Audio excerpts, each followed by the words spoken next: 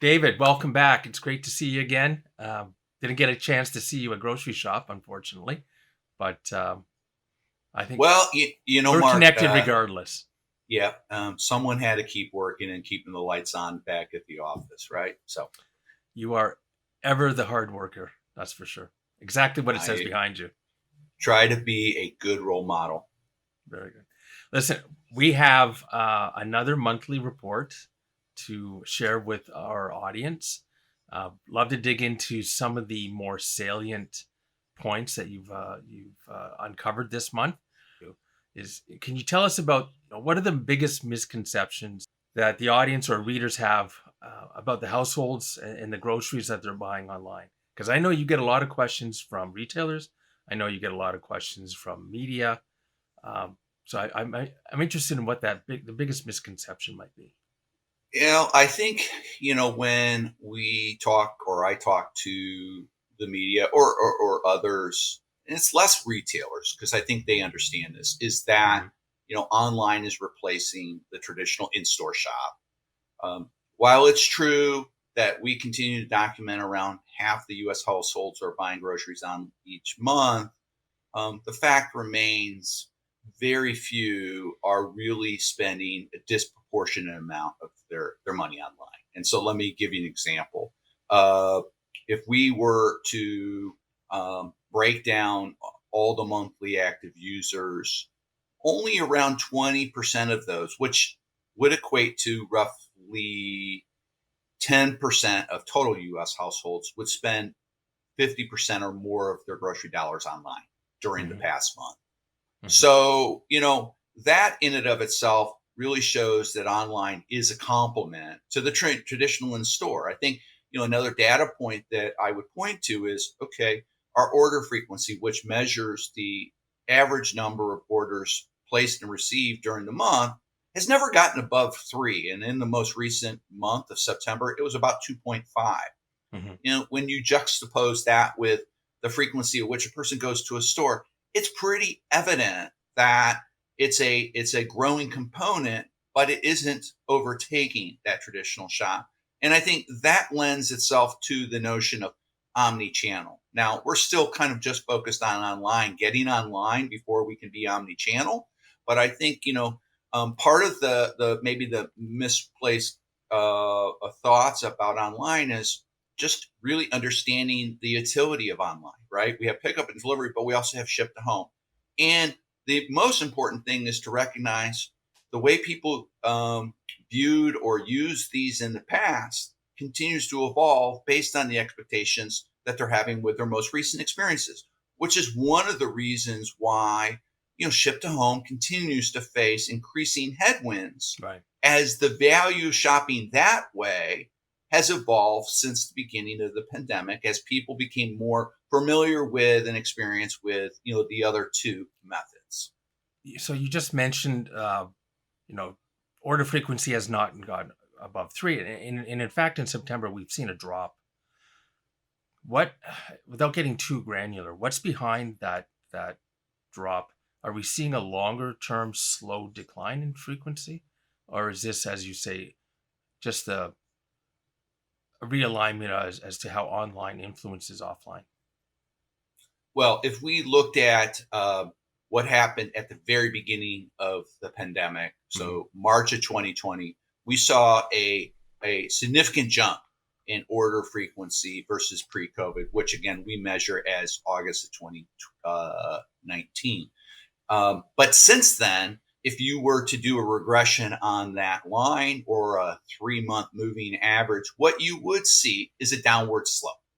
Right? That downward slope is not steep, it's very gradual, Hmm. but it is showing that. Now, part of the reason for that is you have people coming in and out of the business and they're opportunistically leveraging this mode of shopping to satisfy their needs.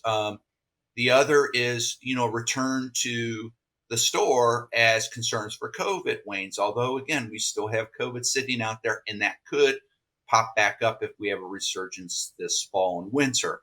Uh, so, what does that mean? Well, what it means is, where does that trend line go next year?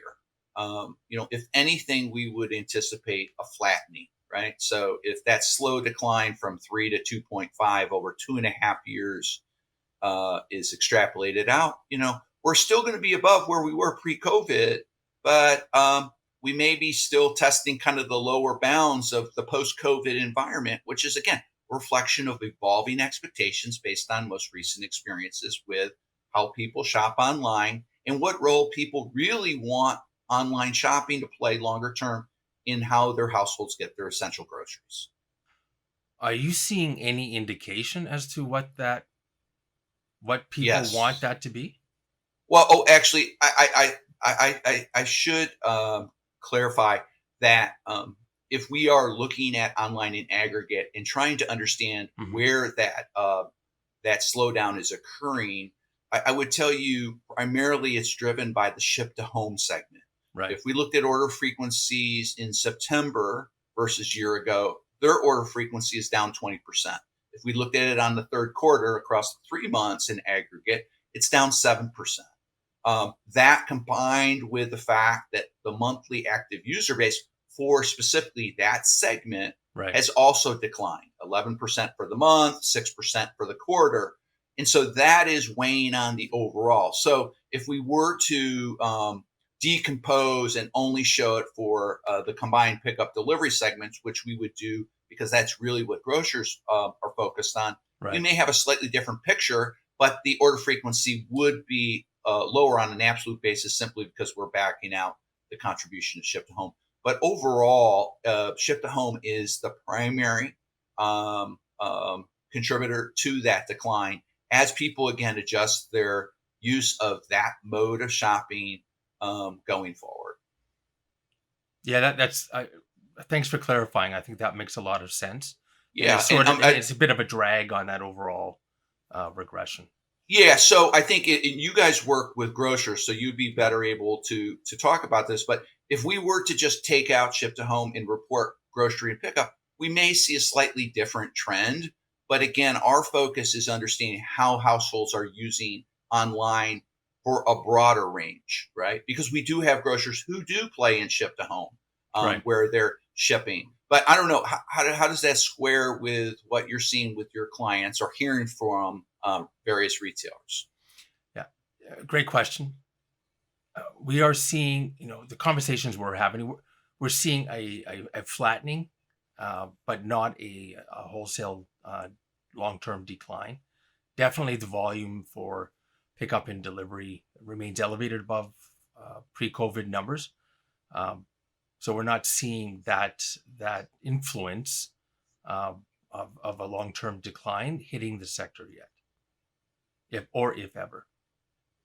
If anything, Yeah, what we're hearing is that retailers really want to understand where the numbers are going, and as they go into planning for their next fiscal year, where do they need to be making their investments so that they can maximize their overall revenue across multiple channels. and I think one thing that I think you understand, Mark, is somewhat challenging when taking this view to a retailer is making sure that they understand and recognize that this is the entire market, right? That total U.S. and not just grocery and pickup. So you could have a retailer in Philadelphia or Los Angeles who's employing a strategy that's yielding different results, but that's just really a very small subset of the bigger picture. Obviously, where this adds value is to kind of overlay what the broader market or macro environment looks like to understand maybe where the market's moving and then to begin to better understand why that may be.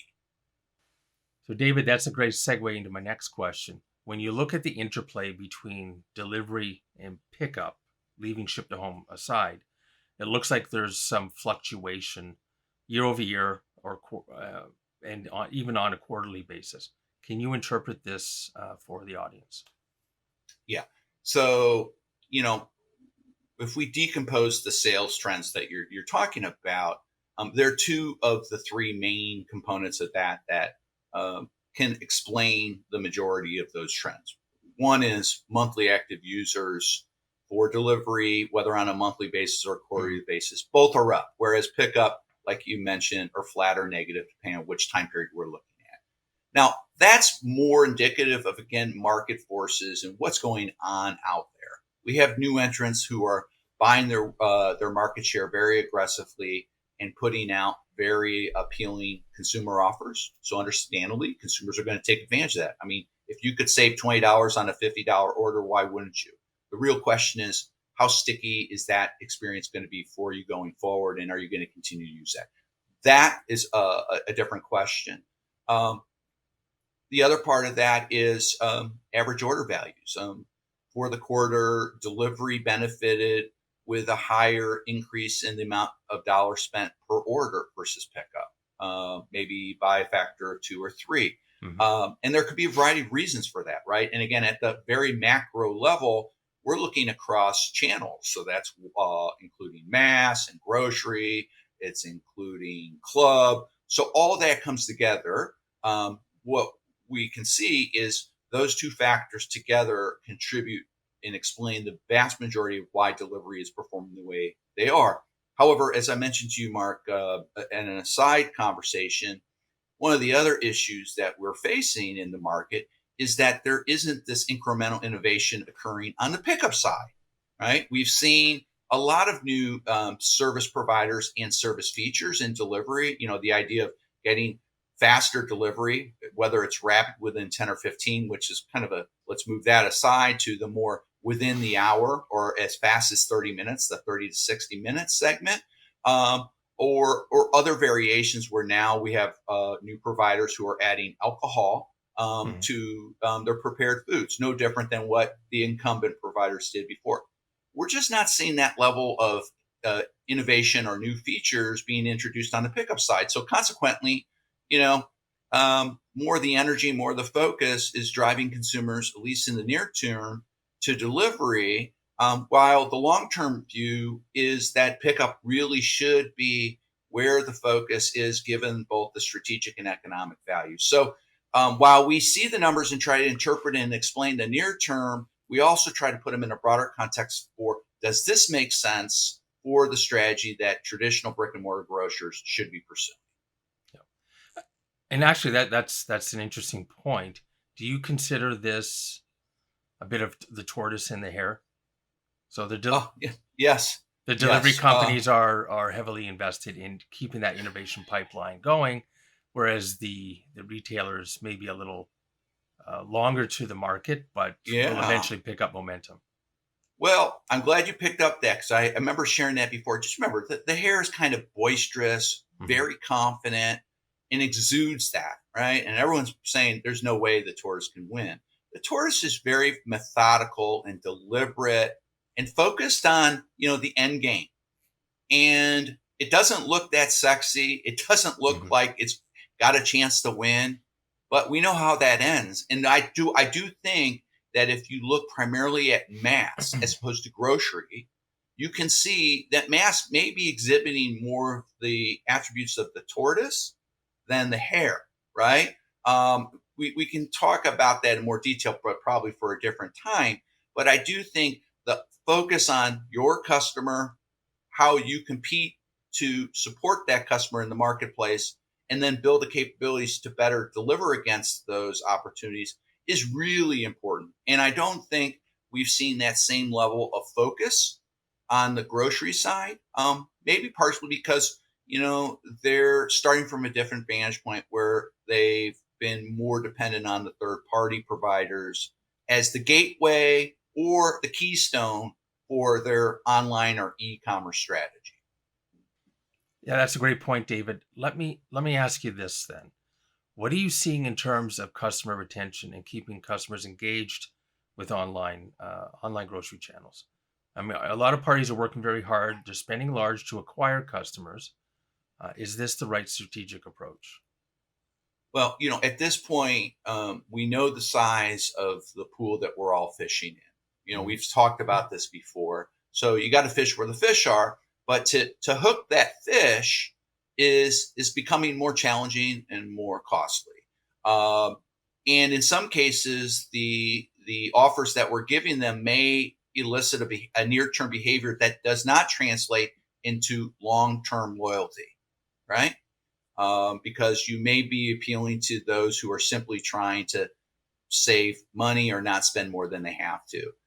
When we look at the likelihood to use the same service again year over year, we're pretty much flat versus prior year. So that's good and it's bad.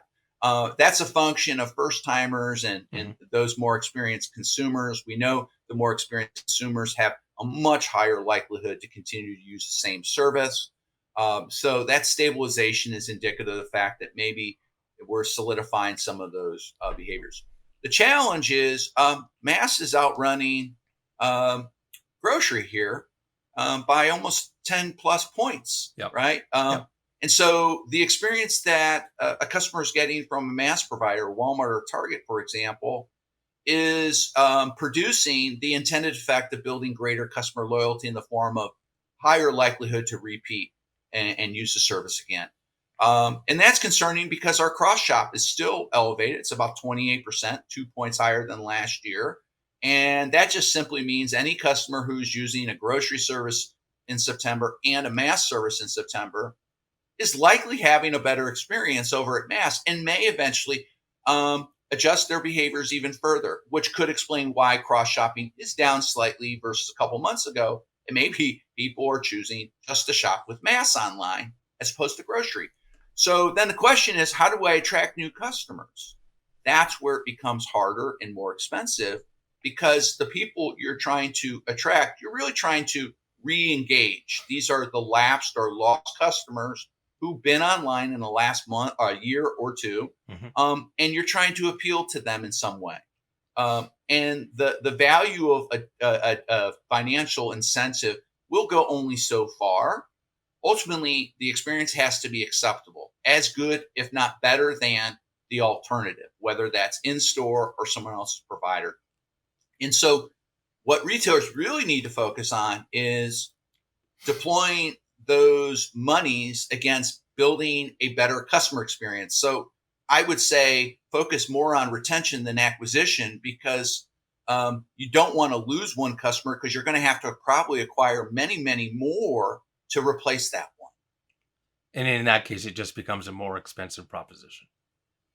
Yeah. I mean, again, when you lose that more experienced, loyal customer because of a bad experience, then you lose the higher spending that experienced consumer has, which could be an average order value that's significantly higher, and also the probability of using it again.